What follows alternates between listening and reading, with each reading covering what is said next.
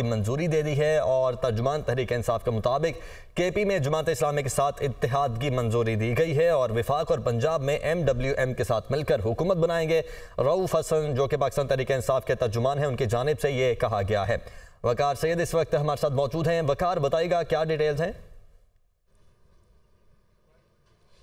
जी बिल्कुल, पाकिस्तान तहरीक इंसाफ की जानिब से ये फैसला किया गया है कि वो वफाक और पंजाब में MWM, जबकि इसी तरह जो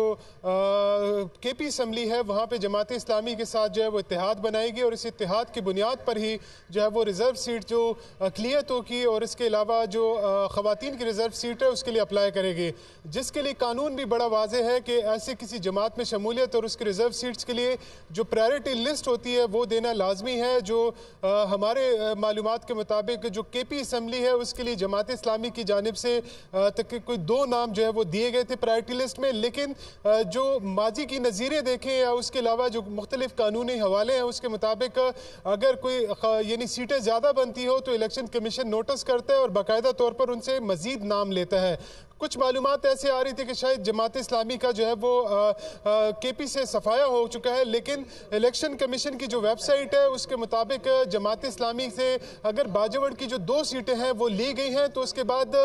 जो बुनेर PK 17 की जो नशिस्त है वो अभी भी इस वक्त जमात इस्लामी के पास है। अगर हम वफाक की बात करें तो वफाक में भी कुरम एजेंसी से MWM के जो रुकन है वो पाकिस्तान तहरीक इंसाफ की हिमायत से रुकन कौमी असम्बली जो है वो मुंतखब हो चुके हैं। तो यहाँ पे भी वही कानून अप्लाई होगा कि पाकिस्तान तहरीक इंसाफ के हिमायत याफ्ता जो आज़ाद अरकान हैं वो इलेक्शन कमीशन को अपना डिक्लेरेशन जमा कराएंगे, जिसमें वो इस बात का इकरार करेंगे कि वो पाकिस्तान जो मजलिस वहदतुल मुस्लिमीन है उसके बाकायदा तौर पर उनको ज्वाइन कर लिया जाए। ठीक है वकार, आप साथ ही रहिएगा। ब्यूरो चीफ पेशावर आबिद हमीद भी हमारे साथ मौजूद हैं। आबिद, सबसे पहले तो ये बताइएगा कि जमात इस्लामी की कितनी नशिस्तें थी जिन पर दोबारा अभी रिकाउंटिंग हुई है, और इसके बाद इस वक्त जमात इस्लामी के पास कितनी नशिस्तें बाकी रह गई हैं? जी बिल्कुल, देखें बड़ी एक दिलचस्प सूरत हाल सामने आई है। जमात इस्लामी जिसने PTI के हिमायत याफ्ता आज़ाद उम्मीदवारों के लिए अपने दरवाजे खोल दिए थे और उनको वेलकम कहा था, और इस हवाले से उनकी बातचीत अभी जारी है जो कंप्लीट नहीं हुई, मुकम्मल नहीं हुई है। वो अपनी 3 सीटें जो हैं जो यहाँ से KP से वो लोग जीते थे सूबाई असम्बली की, वो तीनों हार चुके हैं और उसका सबब जो है PTI के वो हिमायत याफ्ता आज़ाद अरकान हैं जो वहाँ से दूसरे नंबर पर थे, यानी उनसे हारे थे। ये PK 17, PK 20 और PK 21 जो है ये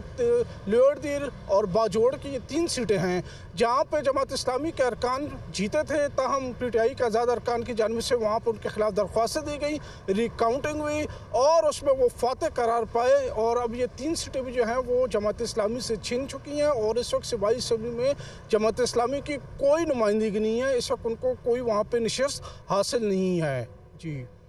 ठीक है, आप साथ ही रहिएगा। जमात इस्लामी के पास KP असम्बली में अभी कोई नशिस्त नहीं है। PK 17, 20 और 21 पर दोबारा गिनती में PTI के हिमायत याफ्ता उम्मीदवार जीत गए हैं और इन हल्कों में पहले जमात इस्लामी के उम्मीदवार कामयाब हुए थे, जबकि लोअरदीर से हल्का PK 17 पर दोबारा गिनती में आज़ाद उम्मीदवार उबैदुर रहमान कामयाब करार पाए हैं और 10 पोलिंग स्टेशन पर